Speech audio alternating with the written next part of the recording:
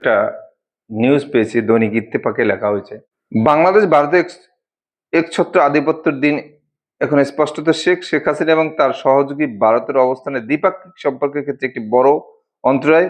দুই দেশের সরকারই জনগণের এই জনমতকে উপেক্ষা করতে পারবে না।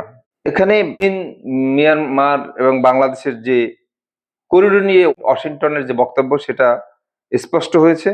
সেখানে বলা হয়েছে বাংলাদেশের প্রস্তাবিত অর্থনৈতিক করিডোরের যুক্ত করার আলোচনা নিয়ে জোর গুঞ্জন চলছে। এটি কিভাবে দেখছেন ওয়াশিংটন?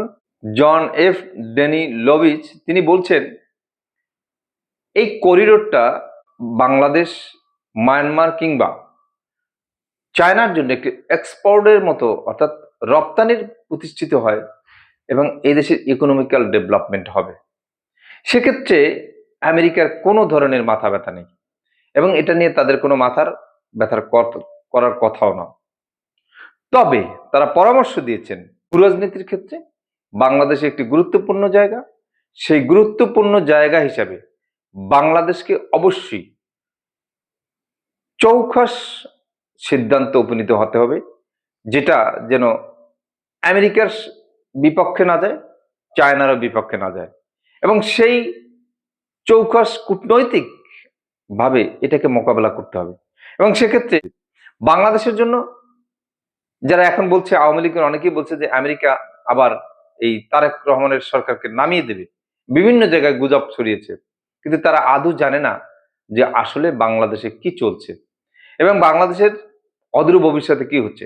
এটা ইন্ডিয়া না, সেই ইন্ডিয়া ধরেন 2 দিন পরেই যখন ইন্ডিয়ার সাথে সম্পর্ক ছিল ভারতের সাথে, ভারত 1 দিন পরপরই আমাদেরকে হুমকি দিত যে প্যাচ দিব না, এটা দিব না, সেটা দিব না, কিংবা যখন দেখতেন আমাদের দেশে ধানের মৌসুম, তখন ইন্ডিয়া তিস্তা ব্যারাজের যে বাঁধ সেটা ছেড়ে দিয়ে এদেশকে বন্যায় তলিয়ে দিত। এই যে তাদের একটা ন্যারেটিভ তৈরি হয়েছে, এই যে আমাদের দেশের মানুষের জন্য একটা কষ্টদায়ক একটা জায়গা তৈরি হয়েছে ভারত প্রতিবেশী হিসাবে, ভারতের প্রতি যে ঘৃণা জন্মিয়েছে, সেই জায়গা থেকে আমি মনে করি রাষ্ট্রের যে মাননীয় প্রধানমন্ত্রী বর্তমানে যে সিদ্ধান্ত নিয়েছে চায়না এবং বাংলাদেশের সাথে এবং মায়ানমারের মধ্য দিয়ে যে করিডোর এবং ইকোনমিক্যাল করিডোর, সেটা কিন্তু যথেষ্ট যুক্তি আছে। বাংলাদেশে যারা এখন এই করিডোরের বিরোধিতা করে তারা অবশ্যই এই দেশের ভালো চায় না, কিংবা এই দেশের ইকোনমিক্যাল ডেভেলপ হোক সেটা চায় না,